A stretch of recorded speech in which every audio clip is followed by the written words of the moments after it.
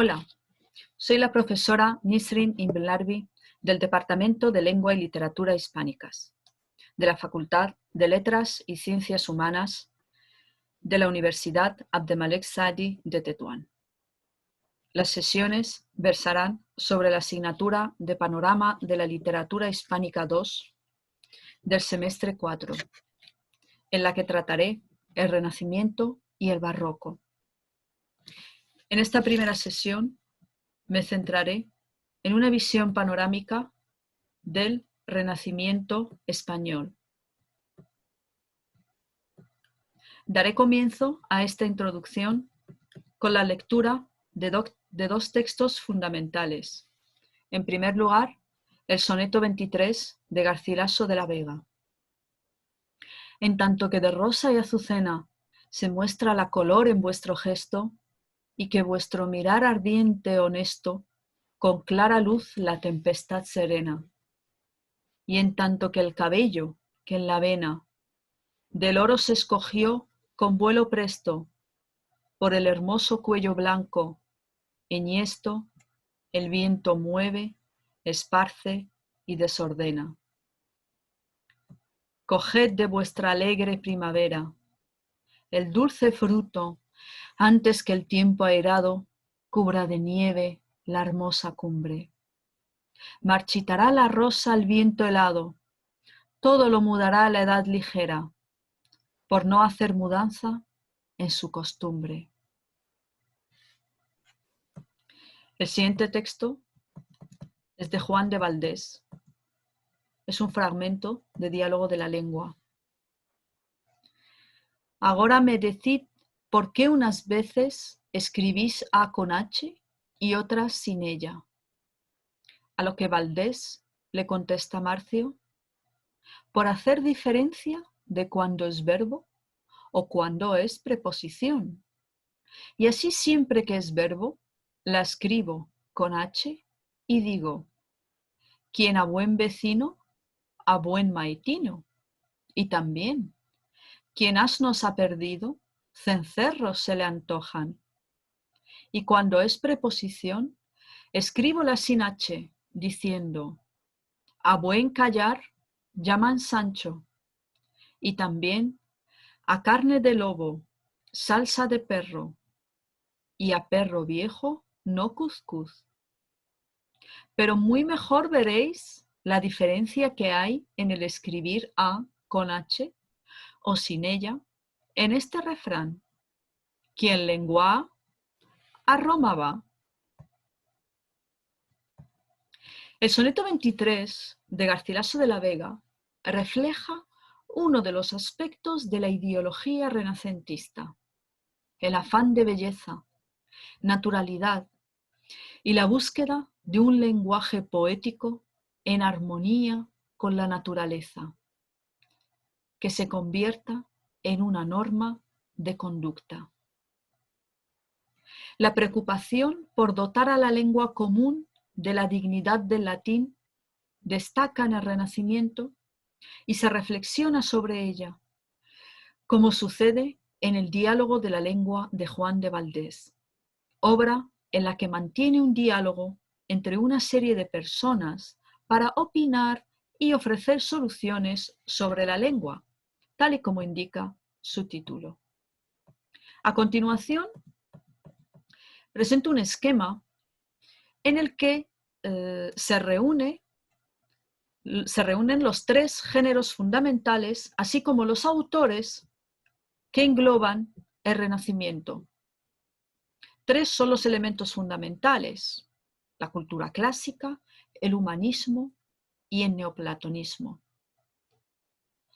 y que se desarrollarán a lo largo de los tres géneros: la lírica, con Garcilaso de la Vega, Fray Luis de León, San Juan de la Cruz, Juan de Herrera; en prosa, en la que distinguiremos entre no narrativa, diálogos, y narrativa.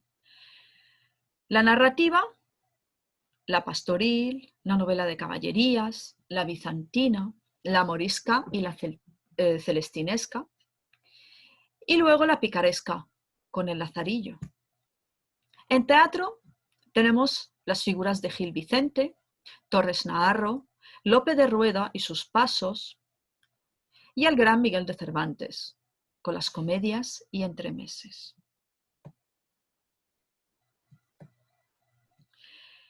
En primer lugar, vamos a ofrecer una visión panorámica del marco histórico y cultural.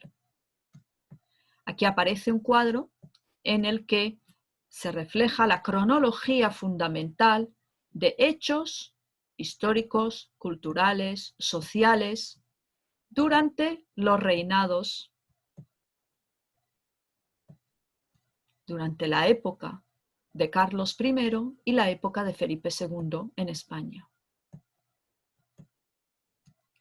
El Renacimiento surge a mediados del siglo XIV en Italia. Dante, Petrarca y Boccaccio escriben ya obras renacentistas durante este siglo. Es un movimiento fundamentalmente antropocéntrico. El centro de la vida, de la literatura, del arte, es el ser humano. El punto de vista sobre las cosas es secular, no es religioso, como la época anterior, como en la Edad Media, en el que todo giraba en torno a la religión y por tanto la visión era teocéntrica. En el Renacimiento hay un renacer de la cultura clásica. Se difunde fundamentalmente desde Italia al resto de Europa, donde se consolida ya en el siglo XVI. La plenitud renacentista se produce en España durante los reinados de Carlos I, 1517-1556, y de Felipe II, 1556-1598. En general, todo este periodo histórico-cultural fue de gran vitalidad, ya que se produce el descubrimiento de América en 1492, la unificación de España, la conquista de Granada en el mismo año, la anexión de Navarra en 1512. En esta época, por tanto, ya se estaba produciendo y ya se había producido la unidad nacional. Además, se había terminado ya la Reconquista. 3 religiones y 3 razas convivían de manera más o menos tolerante en la península. Estamos hablando de judíos, moros y cristianos. Como los reyes católicos tenían necesidad de unificar la tierra, deciden también crear una unidad religiosa. Y así se expulsa a los judíos en 1492 y en 1502 a los moriscos, que no quisieron convertirse al cristianismo. Con las expulsiones de judíos y moriscos se produjo un gran problema. Muchas personas se vieron forzadas a migrar y otras muchas se convirtieron. Como fruto de esta conversión, unas veces forzada y otras no, surge el problema de los conversos, que eran vigilados por la Inquisición y que no podían realizar determinadas profesiones. Muchos cristianos nuevos lo ocultaban para no tener problemas ni avergonzarse socialmente.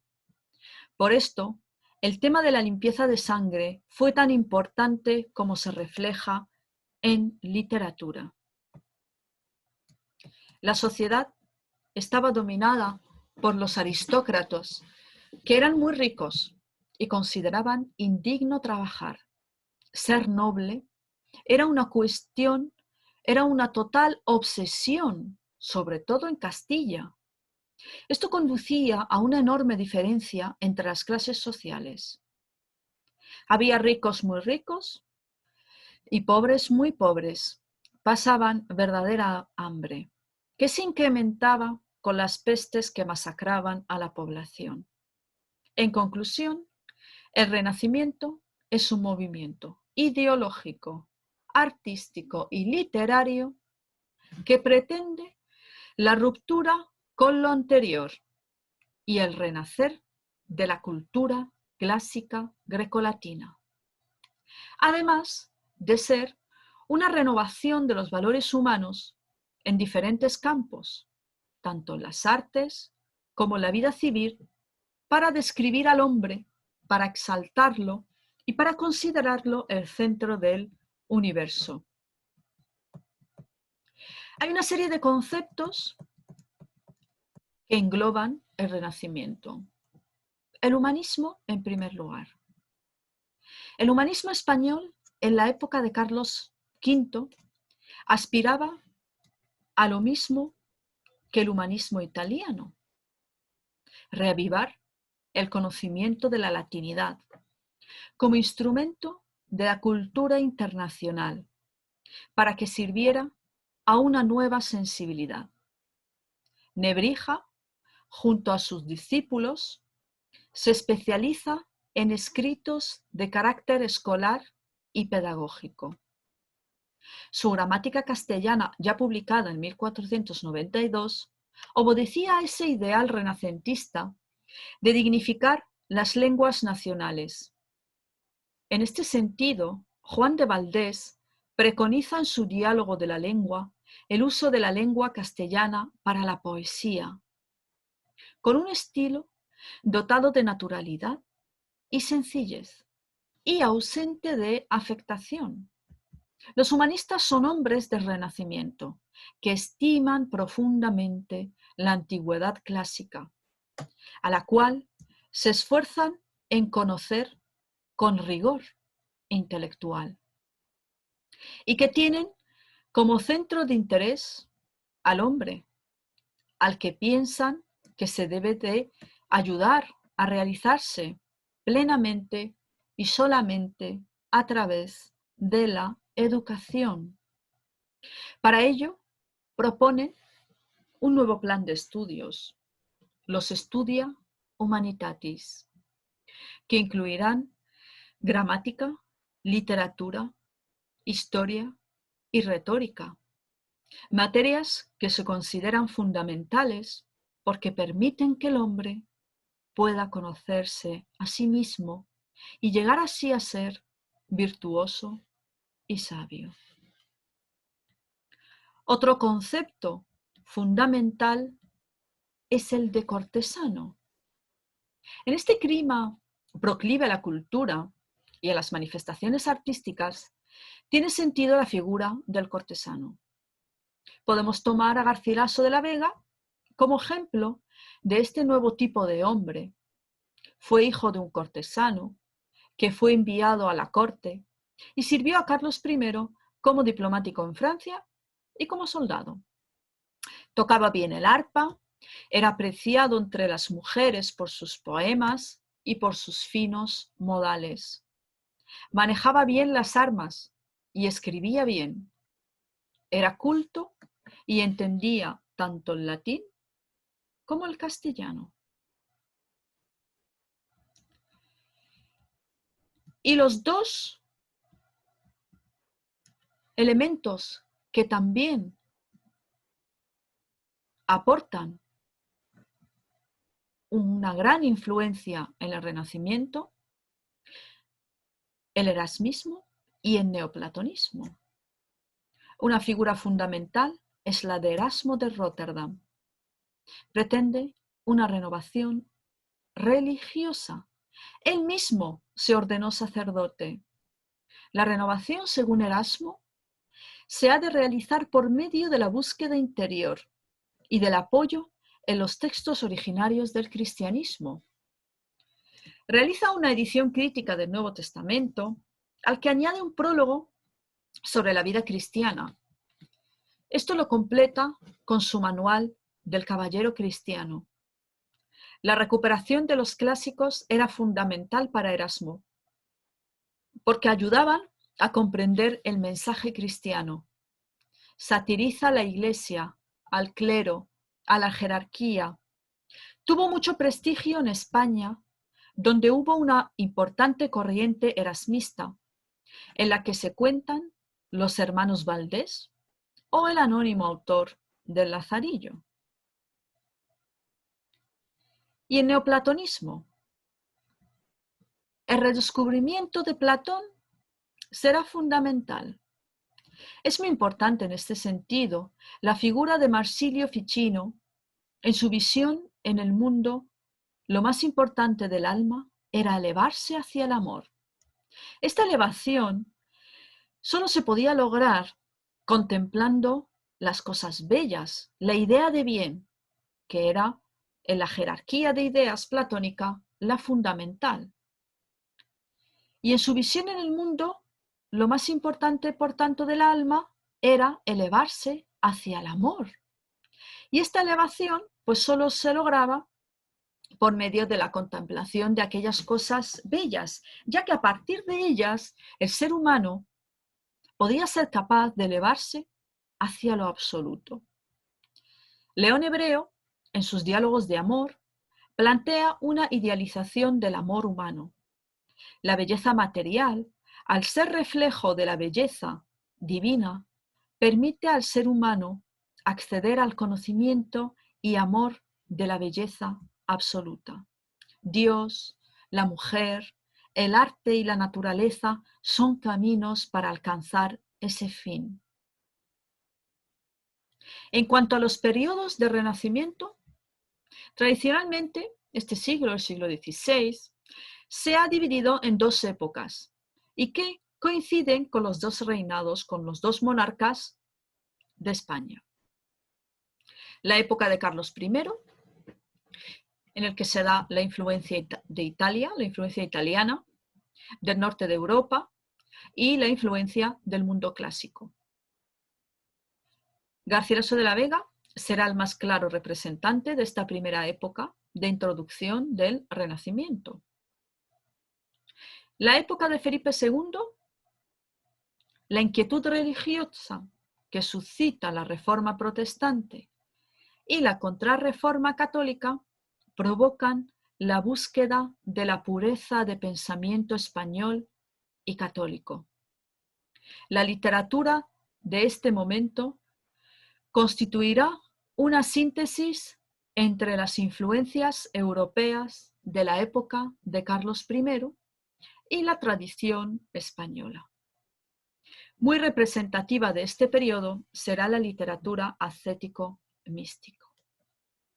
Y para finalizar, vamos a recordar en este apartado introductorio al Renacimiento los puntos fundamentales. En primer lugar, el Renacimiento es un movimiento con una visión antropocéntrica que se produce en España durante el siglo XVI.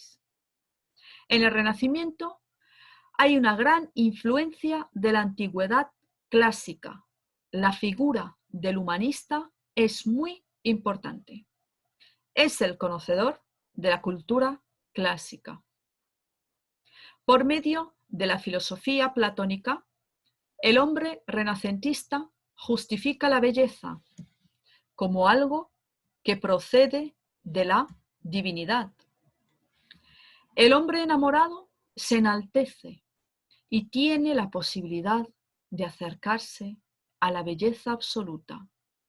Como actividad de autoevaluación, explica las diferencias fundamentales que se producen en el siglo XVI